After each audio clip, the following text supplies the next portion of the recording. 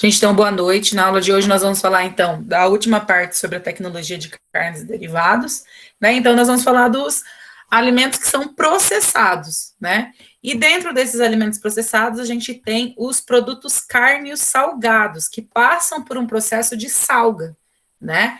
Que tanto pode ser de carne de boi, carne de frango, carne de peixe, tá? E os produtos cárneos salgados são produtos cárneos industrializados, obtidos de carnes de animais de açougue, que podem ou não ser desossados, tratados com sal e adicionado ou não de sais de cura, tá? Condimentados ou não, cozidos ou não. Então, nem todos os produtos cárneos salgados, eles têm condimentos além do sal. Muitos é só o sal para desidratar e garantir aí uma vida de prateleira maior desse produto, tá? Então, os produtos cárneos, eles são oriundos, né, do corte, então, de cortes específicos, tá? Mas também pode ser feito de peças inteiras, miúdos, tá? Então, tudo isso a gente pode utilizar para produzir produtos cárneos. Mas o que é muito importante é quando a gente vai comercializar, identificar da onde está vindo esse produto, qual é a parte, tá? Então, é um miúdo, é um corte específico, é uma peça inteira, então tudo isso tem que ser colocado, tá? Sendo seguido sempre da palavra salgado, então vamos supor, tá? Alcatra salgada do boi. Tem que ter essas três identificações. Igual aqui tem um exemplo, né? Miúdos salgados defumados de suíno. Então, ele é um miúdo, ele foi salgado, né? Aí defumou ele e é de porco. Então, eu preciso informar isso, tá? Para que as pessoas saibam que elas estão consumindo. Os produtos carnes salgados, então, eles são produzidos após serem submetidos à ação de sal ou de demais aditivos, que eu adiciono de forma intencional, tá? Então, isso é muito importante. Sempre que eu estou adicionando esses sais de cura, esses condimentos, normalmente eu estou fazendo de forma intencional, tá? Mas eu sempre tenho que olhar o que a minha legislação, né, no caso brasileira, permite. Então, o que a legislação está falando? É 5% do total da peça da carne? Então, você só pode usar 5%. Você não pode usar 5,2%, tem que ser 5%. Então, isso tem que ser muito bem específico, tá? E aí, uma coisa bem interessante é que a gente pode fazer esses produtos carnes salgados fazendo ele, colocando ele em salmoura, água com sal, tá? Pode fazer ele injetável, adicionando o sal injetado, tá? E isso tudo vai ter o objetivo de assegurar a conservação desse produto. Então, se essa carne durava 5 dias, ela vai durar 1 mês, 2 meses. E em muitos casos, essa carne ainda não vai precisar de refrigeração. Então, isso também é bem interessante. Além disso, então, eu posso salgar o produto e depois da salga eu ainda posso defumá-lo e cozinhá-lo, tá? E aí são processos opcionais que daí vai complementar o produto que a gente está trabalhando e o produto que vocês vão comprar. Então, o produto cárneo defumado, ele tem um sabor diferenciado do que se eu pegar ele sem estar defumado. Então, tudo isso é interessante para a gente pensar quando a gente vai fazer as preparações, tá? Os produtos carnes salgados, né? Então, eles são representados principalmente pela carne de sol, pela charque e pelo jarque de bife, tá? Esse processo de salga, ele provoca, então, a cura dessa carne através do processo de desidratação, tá? E com isso, consegue inibir o crescimento dos micro-organismos e além disso, ele acaba protegendo o produto de ações, como, por exemplo, oxidação, entre outras, que ele conseguiu, por causa que ele conseguiu remover a umidade daquele produto, tá? Então, isso é bem interessante, então ele consegue trazer essa característica aí bastante específica, né, nos produtos cárneos. E aí, o cloreto de sódio, né, é o mais importante dos condimentos utilizados, tá? Então, de todos que a gente utiliza, o que mais utiliza é o cloreto de sódio. E é utilizado principalmente nas carnes preparadas. Além disso, por mais que tenha os malefícios do cloreto do sódio, tá? Existem benefícios, né, principalmente na área de na tecnologia, no processamento, mas também ele é utilizado há muito tempo, gente. Então, a gente não pode simplesmente falar, ah, não quero mais, não vamos mais usar sal. E, além disso, o sal, se for utilizado de forma adequada, ele traz sabor para alimentos, traz textura, então tudo isso é bastante interessante quando a gente fala aí da salga desses produtos, tá? Então a gente poderia falar de um bacalhau, né? Das carnes salgadas de boi, então as mais utilizadas são carne de sol, charque e jarque de bife. Mas, por exemplo, no caso dos peixes, a gente poderia falar do que eu acabei de falar, que fugiu. Nossa, gente, o meu cérebro, às vezes, ele pifa.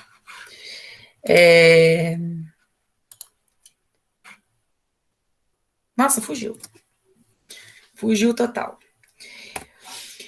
Na hora que eu lembrar, eu falo. E aí, bacalhau? A gente, né? Bacalhau, é. Obrigada. A professora às vezes está doida. E 10 horas da noite também já começa a pifar o cérebro. E aí, né, a gente então tem o processamento desses produtos salgados e dessecados, tá? Por que dessecados? Porque eles acabam sendo, são secos, né, pela ação do sal.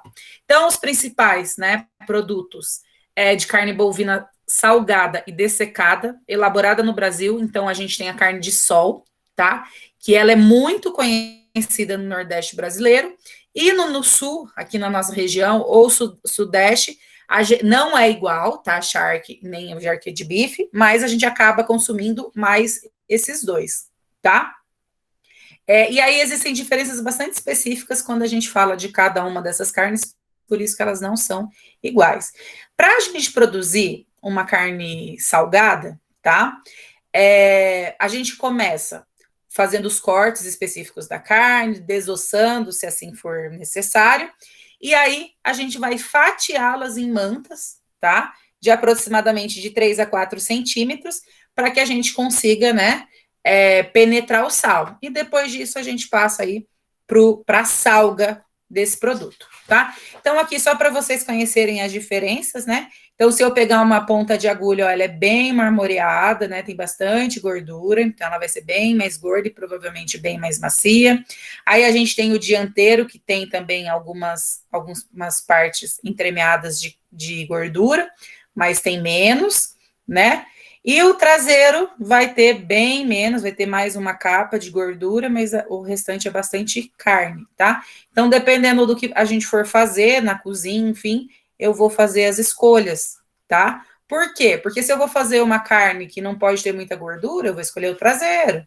Se eu quero uma carne mais gorda, um processo que precisa de mais gordura, precisa ser bem macia, eu já escolho aí uma ponta de agulha, tá? Então, por isso que é bastante importante a gente conhecer esses cortes para a gente fazer a compra sempre de forma correta. Aí nós temos, então, a carne de sol, tá? Então, a gente tem as três. A gente vai começar falando da carne de sol, tá? Ela é, então, um produto semi-dessecado, tá? Então, aqui, ó, vocês podem ver, tem 4 fotinhos, tá? De mais ou menos como é o processo. Então, aqui ele tá salgando, depois ele monta, empilha essas carnes, depois pendura no sol e cobre, tá? Elas não ficam abertas assim, não. O ideal é que elas sejam fechadas. Ela é levemente salgada, tá? Só que ela tem uma característica bem importante. Ela estraga de forma mais fácil, tá? Porque é uma tecnologia mais artesanal, então não tem os controles tão específicos e tudo isso. Então, essa é uma das principais características da carne de sol. É um produto, então, elaborado e muito consumido, né, na região norte e nordeste do Brasil, e tem um grande um grande teor calórico proteico, tá? Então, ela é bastante proteica, porque vai bastante carne, mas ela também é calórica, porque se a gente pegar aí, por exemplo, uma ponta de agulha, vai ter bastante gordura, tá? Uma outra característica da carne de sol, ela tem teores mais baixos de sal, tá? Umidades um pouco mais elevada, e aí ela deteriora-se entre 72 e 96 horas, tá? Então, a partir do processo dela, ela acaba deteriorando aí muito mais rápido do que as outras, tá? O que mais se utiliza para a produção da carne de sol, então, são cortes nobres do traseiro, como o coxão mole ou a alcatra, tá? Que são carnes aí que não tem tanta gordura. Tem mais carne mesmo, né? Aí a gente pode, né? Uma coisa bastante importante, a gente pode produzir a carne de sol em localidades diversas, tá? Principalmente porque a gente consegue aí secar ela de diversas formas, tá? Então, por esse fator de a gente poder produzir ela em vários locais, ela ser produzida de várias formas, ela tem alguns outros nomes, tá? Que daí não é só carne de sol. Então, a gente tem a carne do sertão, carne do Ceará, carne serenada, carne de viagem, carne mole, carne de vento, entre outros, tá? E aí, de forma bem específica, ela precisa ser ligeiramente salgada, expostas em locais cobertos e que sejam bem ventilados e, de preferência, em climas bem secos, tá? Então, isso aí é o que define aí a nossa carne de sol. Então, aqui a gente tem um processinho de como a gente produz essa carne, tá?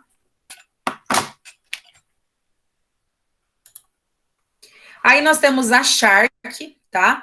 Então, a Shark, ele é um produto que não pode possuir mais de 45% da umidade, de acordo com a legislação e do Ministério da Agricultura, tá? E não pode ter mais de 15% de resíduo mineral fixo, tá? Então, ele não pode ter mais de 15% de sal, tá? Com tolerância de mais ou menos 5% de variação. Então, ele consegue aí variar aí ainda um pouco, mas não pode passar desses 15% aí, tá? Segundo a RISPOA, que é quem faz a regulamentação dos produtos industriais de origem animal, tá? Em relação às características sensoriais, se a carne, a Shark, estiver adulterada, ela vai ter algumas alterações no seu odor, sabor, cor e maciez, tá? Na textura. Então, que pode ser a rancificação da gordura, tá? Aqui tá ramificação, mas, gente, é rancificação, tá? Eu acho que foi o corretor que corrigiu. Odor e sabor desagradável, então ter um odor, um sabor que não é aquele que a gente conhece, não é um sabor gostoso, tá? A textura for muito mole, então isso também, se tiver isso daqui, provavelmente está estragado, tá? Não está dentro dos padrões de qualidade. Se tiver úmida e pegajosa, também não. Áreas de coloração anormal, como por exemplo esverdeadas, muito amarronzadas, também é bem importante avaliar. Presença de larvas, parasitas ou outras alterações. Isso daqui é o que o regulamento da inspeção industrial vai definir quando eu quero identificar que a carne está ou não adulterada, tá? No caso, a carne, a Shark, esse produto. Então, a Shark, ela é um produto carne, salgado e seco ao sol, tá?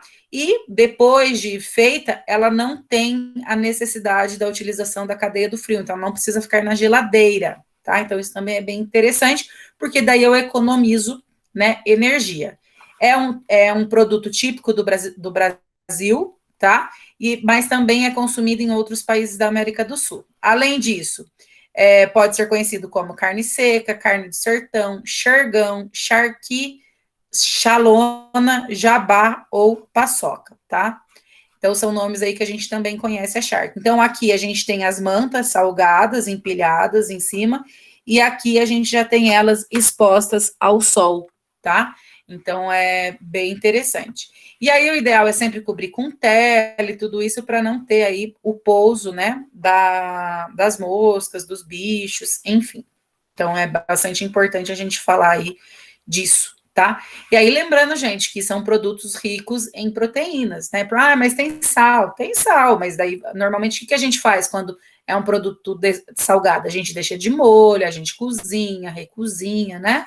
Então, são processos que a gente pode fazer para minimizar aí a presença do sal, e aí, na hora que a gente for produzir ali a comida, que seja um escondidinho, eu ia falar arroz tropeiro, um arroz carreteiro, né? A gente não adiciona mais sal, a gente adiciona só os condimentos para dar sabor aí pro produto. Então, a gente vai ver um vídeo agora, tá? Que vai falar um pouquinho sobre a história da Shark no Brasil. Deixa eu só pôr o vídeo aqui para vocês.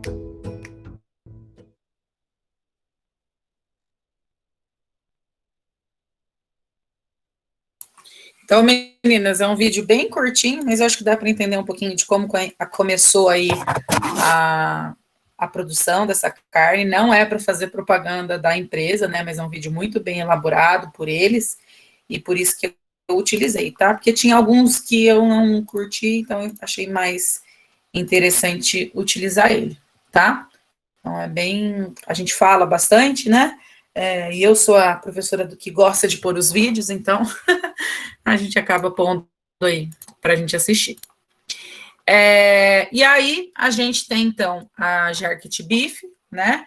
Que é um produto também do boi, né? Que ela é salgada, curada e dessecada, tá? É um produto carne industrializado, obtido de carne bovina, adicionado de cloreto de sódio e sais de cura, e submetido a um processo de maturação e dessecação, diferente dos outros produtos, né? Que era só adicionado o sal. Então, quando a gente fala da Jerked Beef, a gente está falando de uma versão melhorada da Shark, tá?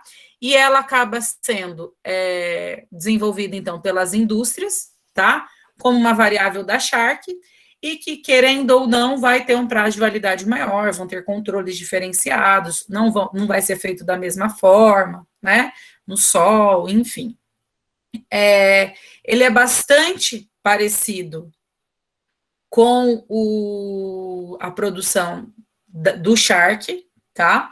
Mas a matéria-prima é constituída por carnes normalmente do dianteiro do boi, tá? Como acém, paleta e outros cortes menos nobres. Então, isso é uma característica também da Jerked Beef, não é, então, um produto nobre, tá? É uma carne mais barata. A Jerked Beef pode ter uma umidade de até 55% de umidade, pode ter 18,3% de resíduo mineral, tá? Que é o sal ali presente, 50 partes por milhão de nitrito residual, então eu pegar 50 e dividir por milhão, tá? Que é a quantidade específica que pode ter, então é muito pouquinho. A atividade de água desse produto não pode passar de 78, tá? E ele deve ser embalado a vácuo, tá? Então, isso é uma característica aí do Jerked Beef. Além disso, né, diferentemente do Shark, então ele é adicionado de nitrito, de sódio ou de potássio, tá? E a salmoura, né, ela é injetável, tá?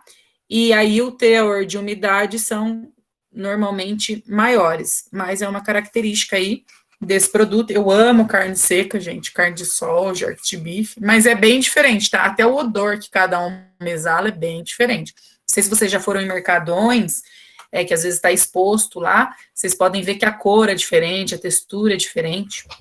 Então, isso são características, mas a indústria ela vai, querendo ou não, modificando, criando outras formulações para garantir um prazo maior de validade, poder exportar, poder vender para localidades mais longínquas. Então, isso também é uma característica que a indústria, felizmente ou infelizmente, acaba trazendo. Não quero consumir um produto com nitrato, com nitrito. Então, o que você pode fazer?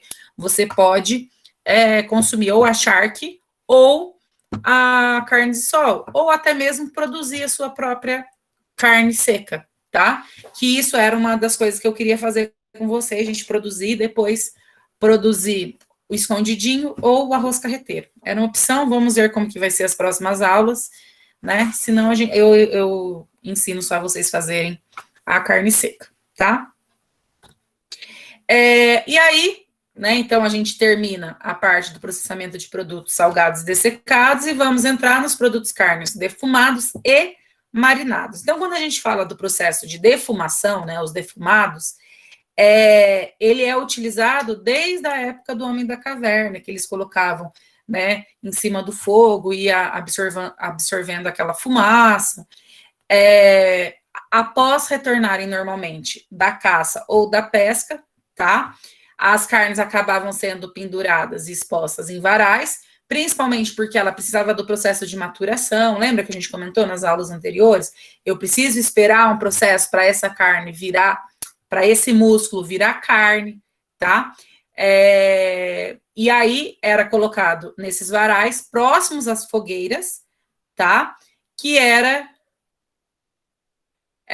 feito para evitar que outros animais consumissem esse produto, tá? Então, a fumaça desse fogo acabava atingindo diretamente a carne e fazia com que essas carnes tivessem um prazo maior de validade. Então, isso também é uma característica. A defumação me auxilia no processo de aumento do prazo de validade dos meus produtos, tá? O principal objetivo, então, da técnica de defumação aplicada aos produtos carnes, né, é agregar valor e sabor ao produto e aumentar o prazo de validade, tá? que é uma consequência, na verdade, do processamento. Não é que assim, eu faço defumação para aumentar. Não, normalmente eu faço defumação para ele ter esse sabor bem característico de defumado, tá? E aí, nesse processo, né, nessa produção, nessa composição da fumaça, eu tenho, então, alguns compostos, como compostos chamado formaldeído, ou outros compostos fenólicos, que acabam formando uma ação bacteriostática e que acaba formando uma película protetora ao redor desse alimento que está sendo defumado, tá? E aí acaba exercendo uma ação física de remoção aí dos agentes de contaminação. Então, é bem interessante. Quando eu falo dos produtos defumados, gente, o que é bem importante a gente falar é que os produtos, o processo de defumação, ele tem alguns processos diferenciados. A gente não vai entrar, porque não é algo que eu sempre comento, né, que às vezes não é o que vocês vão trabalhar diretamente. Mas eu tenho fumaça líquida, eu tenho fumaça seca, eu tenho cabines para fazer defumação, então sempre vai depender do que eu tenho para produzir aquele alimento, tá?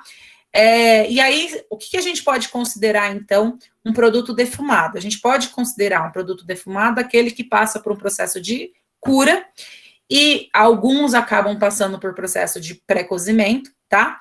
E possuem, né, um odor, uma aparência e um sabor bastante característico, que normalmente é o objetivo da defumação, como, por exemplo, o bacon. Quem não gosta de bacon? Eu amo bacon, inclusive. E aí, essa frase aqui, gente, acabei de ver, está igual à última frase do slide anterior, tá? Então, ele tem essa característica, ele tem esse processo bem específico, vai trazer sabores, né, e compostos da fumaça. Então, se eu utilizo um tipo de madeira, eu tenho um sabor, se eu utilizo outro tipo de madeira, eu tenho outro sabor, tá? Então, isso também vai mudar. Não sei, acho que vocês não chegaram a conhecer uma aluna nossa, a Kellen, que ela produzia tomate seco defumado, tá? Então, precisa fazer a compra da madeira, tem que estar certificada, porque senão você está queimando, enfim. Então, tem que ter todo um cuidado, mas é bem interessante aí a produção desses produtos defumados. Apesar de ser tomate seco, né? Também é possível fazer aí a defumação dele. E aí, eu tenho os produtos marinados, tá? Que quando eu falo de produtos marinados, então, eu estou falando de um processo, né? Que vai passar por um processo de osmose ou difusão, tá? Em que a carne vai ser submetida a uma solução de salmoura e condimentos por imersão. Então, eu posso imergir essa peça, essa carne, o frango, enfim, e ou injetar mesmo, tá? Fazer o processo de injeção, que daí dentro da indústria tem, não vou pegar uma injeção, mas tem vários processos lá que fazem injeção dessas salmouras, e aí vai trazer sabores bem específicos para esse produto. Eu não achei nenhum processo, eu até queria trazer para vocês, mas assim, se vocês procurarem na internet, vocês vão achar mais embalagem de produtos que fazem esses produtos marinados. Só que eu nunca vi no mercado, eu particularmente, às vezes vocês viram, tá? Mas é bem interessante, ó, vocês podem ver que é como se fosse o frango temperado, aquele franguinho temperado que normalmente a gente compra, tá? Aí sempre a gente tem diversos tipos de formas de fazer uma marinação, tá? E aí sempre vai depender do produto que a gente vai beneficiar, o que a gente vai processar. E normalmente carnes de boi ou embutidos, eles acabam passando por um processo de pré-cozimento antes de fazer a marinação, tá? Para diminuir as perdas das substâncias solúveis. Então, isso aqui é uma característica também dos produtos marinados, tá? Então, mas a gente acaba fazendo muito em casa, de forma mais artesanal, então a gente acaba, às vezes, marinando uma carne para temperar, para no outro dia assar, enfim. Então, é esse processo de marinação, que muitas vezes a gente utiliza suco de limão, laranja, cerveja, enfim, tá? E aí, a gente tem os subprodutos cárneos, né? E a gente vai falar, então, da sua utilização na indústria. Então, quando eu falo dos subprodutos cárneos, gente, é bastante interessante a gente falar que sobra muita coisa, porque a gente tem os cortes principais, os cortes nobres, e aí vai sobrar aquelas coisas que, em termos, a gente não consome, tá? E aí, querendo ou não, a indústria, né, pensando que muitas vezes ela acaba gerando impacto ambiental muito grande, tá? Não tem uma produtividade 100%, porque se perde muito. Então, você não compra carne só pelo músculo lá. Não, você compra tudo. Você compra o rabo, você compra a cabeça, você compra o coração, você compra tudo, tá? Então, a indústria acaba fazendo o quê? Para melhorar essa produtividade, aumentar o seu lucro, né? Ela tenta reaproveitar todos os recursos que estão disponíveis. Então, ela pega cada item que está ali na produção, tá? Que vai sobrar, e tenta identificar ou tenta verificar o que ela pode fazer com relação a esses processos, tá? Então, quando a gente então fala dos subprodutos, né? Eles acabam podendo ser utilizados tanto de forma direta pelo homem, ou também indiretamente, porque a gente acaba consumindo, por exemplo, a carne de boi, a carne de frango, a carne de porco, que foi alimentado desse subproduto da indústria, tá? E aí a gente tem duas classificações ou dois grandes grupos, né, dos subprodutos da indústria da carne, que são os produtos comestíveis e os produtos não comestíveis, tá? Então, dentro dos comestíveis, a gente tem o fígado, o cérebro, língua, rim, tripa, estômago, cabeça, rabo, coração, mocotó, baço e o sangue, tá?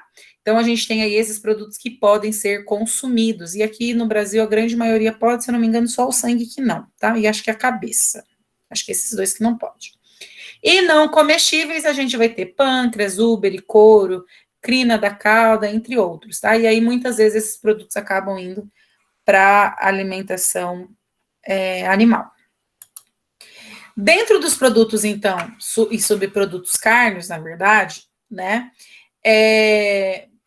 Eles podem ser utilizados para a produção de produtos cárneos. Então, sobra lá, eu tenho sobra de alguma coisa na produção. O que eu posso fazer? Eu posso utilizar ele nos produtos cárneos processados. Então, por exemplo, na linguiça, na salsicha, ou às vezes posso pegar uma parte, não é tudo, porque a legislação vai me especificar certinho, e utilizar ali na produção daquele produto, tá? E aí eles sempre avaliam, né? A indústria sempre vai avaliar, então, qual é o ingrediente que vai ser utilizado e a quantidade que vai ser utilizada, sempre pensando na legislação, tá? E o que é interessante quando eu falo dessa utilização desses ingredientes, né? Desses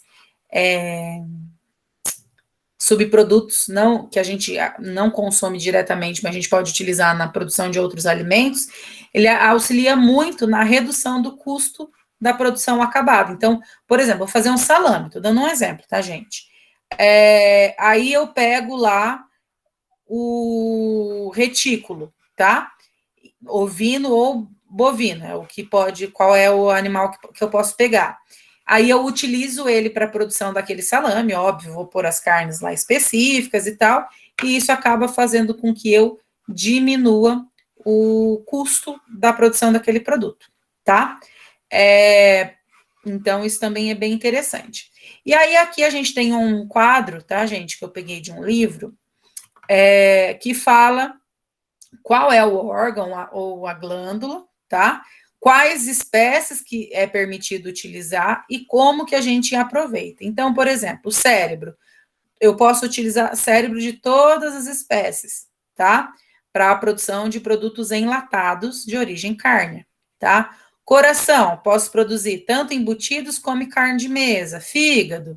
E assim, fígado muitos consomem o próprio fígado, bife de fígado, muita gente acaba utilizando de forma como uso terapêutico, e outras pessoas acabam produzindo patês, tá? Aí eu tenho o rim, que vai fazer embutidos, ou uso culinário, pulmão para produção de embutidos, estômago para retirada da mucina, para produção do embutidos, e aí por diante, tá? Então, isso é bem interessante quando eu falo. E aí, o último aqui, tá? Só para a gente não ter que falar de todos, a gente tem o intestino, né? Que eu posso retirar de todas as espécies. Ele pode ser utilizado tanto para uso culinário, como para material de sutura, que vai ser os ovinos, ou para produção de linguiça, de salsicha, de mortadela, entre outros, tá? Que são os envoltórios naturais, conhecidos como tripa. Tá? Então, aqui a gente tem um quadro bem legal que a gente pode ver. E aí, gente, por mais que eu falei que, cérebro, às vezes cérebro no Brasil não pode, tá? Eu tenho que olhar certinho na legislação o que permite, mas tá de forma geral aqui para o que é utilizado para diversos países. Porque às vezes a gente produz aqui no Brasil, mas não se consome no Brasil. Às vezes a gente manda para fora, tá? Então, isso é algo bem interessante aí que a gente fala sobre os subprodutos cárneos, né? E a importância, gente, da gente não jogar fora, que é o aproveitamento integral dos alimentos, que muitas vezes a gente fala, mas quando a gente pensa na carne, gera um nojinho, gera uma antipatia, tá?